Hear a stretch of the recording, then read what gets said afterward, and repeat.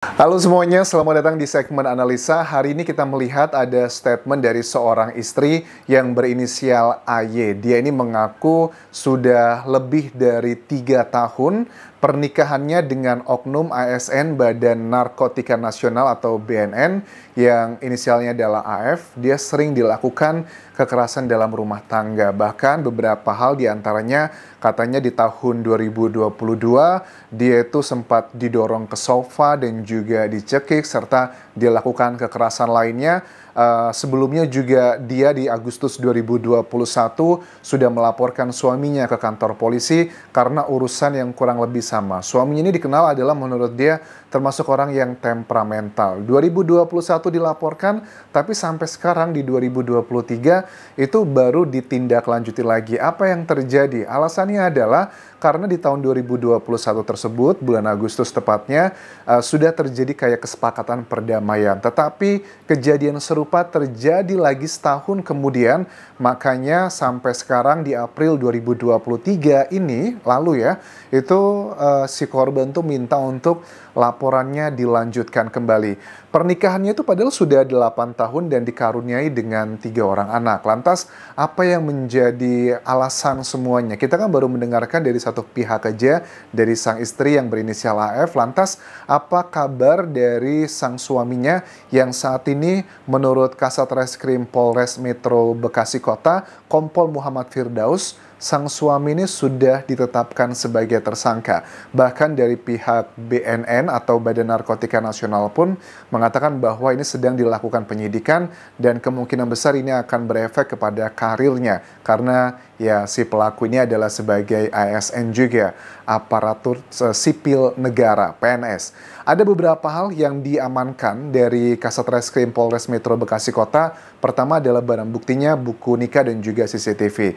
Ini nih CCTV ini yang menjadi pemicunya teman-teman. Jadi kan CCTV ini sepertinya sengaja ya diviralkan. Karena kan zaman sekarang itu kalau kita sudah desperate, salah satu cara untuk meminta keadilan secara hukum di dunia gitu, di Indonesia adalah dengan cara memviralkan. Di video yang viral ini, CCTV yang berada di rumah korban ini, itu ada adegan di mana si perempuan itu sama ya dilakukan kayak didorong, kemudian juga lehernya dicekik seperti itu, dan kemudian juga ada beberapa luka-luka yang dialami dan juga sudah dilakukan visum. Tapi sebenarnya apa yang terjadi? Kan kalau aku cek dari wawancara sejumlah media massa bahwa perempuan ini, sang istri itu sebenarnya sudah pisah tuh 3,5 tahun yang lalu. Dia itu berusaha untuk mempertahankan rumah tangganya. Memang sudah dikatakan juga perempuannya itu sudah diajak kayak pisah gitu ya. Katanya dia, kata-katanya begini, saya digugat cerai itu tahun 2020 dan 2023 pun saya digugat lagi. Alasannya apa? Kata wartawan tanya sama inisial AY ini, istrinya. Dia bilang begini, dugaan saya adalah orang ketiga. Orang ketiga ini bisa aja kombinasi apakah ada perempuan idaman lain, wanita idaman lain, ataupun juga masalah keluarga yang ikut campur. Kalau untuk yang perempuan idaman lain tersebut, dikatakan bahwa sebelum kami menikah pun saya sudah memergoki dia, katanya sudah ketahuan selingkuh 3 kali. Tapi karena saya memaafkan dan kita mau memulai lembaran baru lagi, akhirnya ya sudah kita nikahin aja. Ini tipikal ya, sebagian di orang Indonesia tuh begitu. Kadang tuh pernikahan adalah solusi dari semua masalah.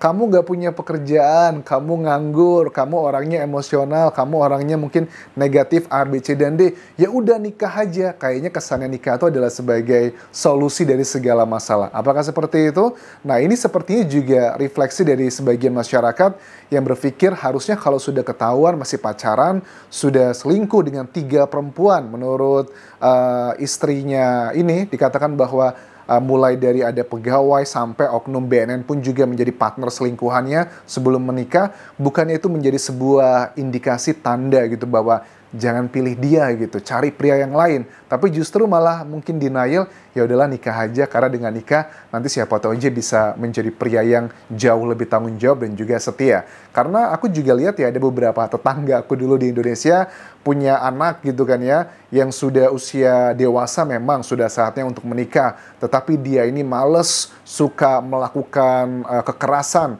temperamental. Orang tuanya ya sudah kita nikahin aja, siapa tahu dengan menikah dia akan berubah. Ternyata bukannya berubah tapi justru malah memperlebar jangkauannya untuk berbuat hal yang tidak baik. Kalau waktu belum menikah dia melakukan kegiatan-kegiatan negatif, yang disakiti paling ya orang tua dan juga keluarganya inti. Tetapi sekarang pada saat orang tersebut melakukan kegiatan negatif, yang disakiti itu sekarang ada keluarga yang lebih banyak lagi. Jadi please ya teman-teman, mulai sekarang jangan pernah berpikir bahwa pernikahan itu adalah solusi dari semua masalah. Kita harus mulai realistis karena banyak kasus-kasus yang terjadi juga gara-gara hal seperti ini. Terus juga mengenai keluarga nih.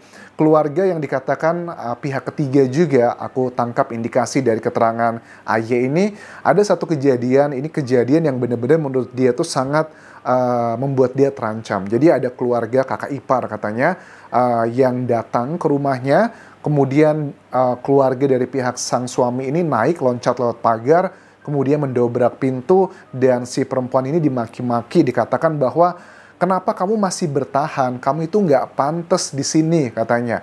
Kita pengen tahu ya, ada masalah apa? Aku juga yakin sebenarnya nggak mungkin ada asap kalau nggak ada api. Kita kan baru mendengar dari satu pihak aja. Kita pengen tahu apa yang sebenarnya terjadi. Apakah ini pure karena memang ada dugaannya perempuan lain, atau memang ada unsur-unsur yang lain. Tetapi apapun alasannya, kalau lihat dari CCTV kan kasihan banget itu. Si bapaknya itu melakukan hal-hal ke istrinya di depan ketiga anaknya. Sekarang kondisinya gimana? Anaknya itu sekarang terpisah menjadi dua. Jadi dua anaknya itu bersama bapaknya, satu anaknya bersama ibunya katanya diambil. Tapi kan bukankah dikatakan di awal tadi mereka sudah pisah rumah ya, sekitar 3,5 tahun. I don't know pisah rumah ini definisinya seperti apa, apakah masih balik lagi atau gimana, karena kita belum mendengarkan secara komprehensif kronologi cerita keadaannya seperti apa. Tapi apapun itu menurut aku juga sangat apresiasi sih dengan perempuan inisial AY ini, karena dia berani loh untuk berspeak up, melaporkan apapun kesalahan seseorang, mungkin saja dia yang bersalah, tapi kalau sudah menjurus ke arah kekerasan, aku sarankan untuk perempuan di Indonesia harus speak up, harus melaporkan diri, which is ini kenapa alasannya aku membahasnya, karena banyak perempuan di Indonesia itu masih menganggap bahwa pada saat kita melaporkan suami atau istri, kan yang sekarang kekerasan itu nggak cuma didominasi oleh pria, istri pun juga ada yang melakukan kekerasan ke suaminya. Itu sebenarnya kan dikatakan sebagai aib, tapi ini justru nggak menurut aku.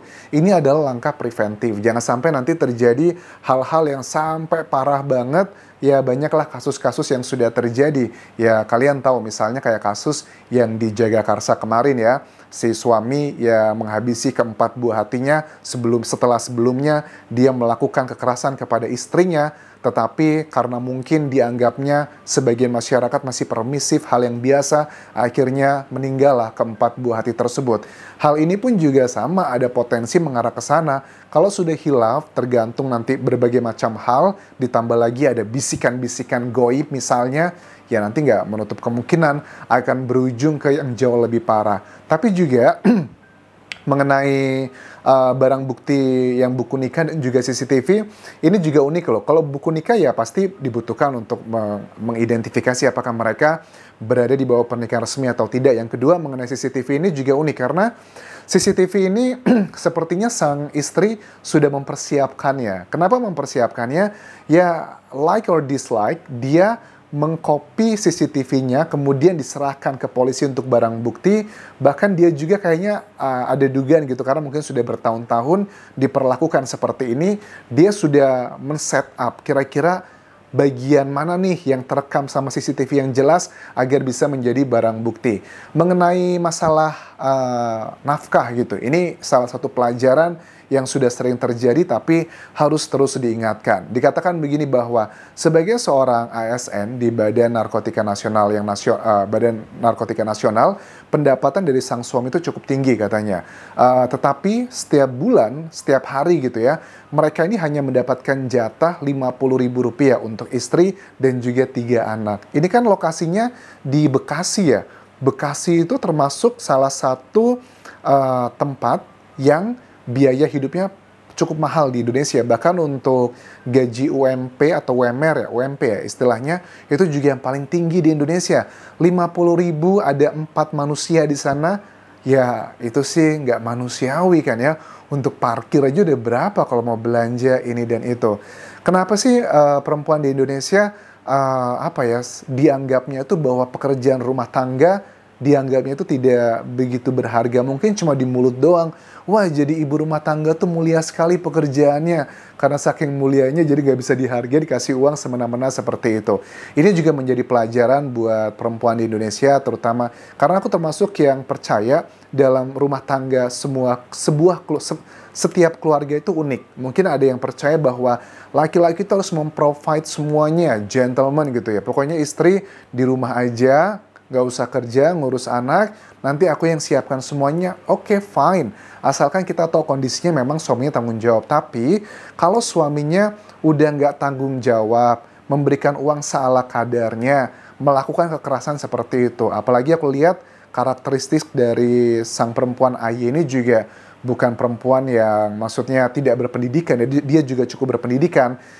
Harusnya dia sudah mulai ngerti gitu bagaimana ya memanfaatkan momen-momen untuk mendapatkan uang gitu untuk kebutuhan A, B, C, dan D. Agak sulit sih karena memang serba salah ya. Karena kalau sudah ngomongin urusan asmara, apalagi di tahun 2021 pun sudah pernah dilaporkan ya terkait dengan KDRT tersebut. Tapi kemudian balik lagi. Ini sih jadi yang serba salah. Tapi yang bisa aku sampaikan adalah alangkah baiknya perempuan di Indonesia pada saat kalian memutuskan untuk menjadi ibu rumah tangga, kalian juga bilang ke sang suami, boleh saya jadi ibu rumah tangga, tapi please berikan saya nafkah yang tidak hanya untuk kebutuhan sehari-hari keluarga, ada nafkah yang lainnya. Dan uang tersebut bisa kalian pakai untuk tabungan kalau terjadi hal-hal yang tidak diinginkan. Atau kalau kalian juga melihat kondisi suami kalian ngerasa suaminya juga nggak mampu anjas, penghasilannya pas-pasan gitu ya. Udah, komunikasi untuk melakukan sesuatu hal di balik ini semua. Misalnya, bilang ke pasangan bahwa, oke, saya akan fokus menjaga rumah tangga, tapi saya juga mau tetap kerja ya sedikit demi sedikit gitu, biarin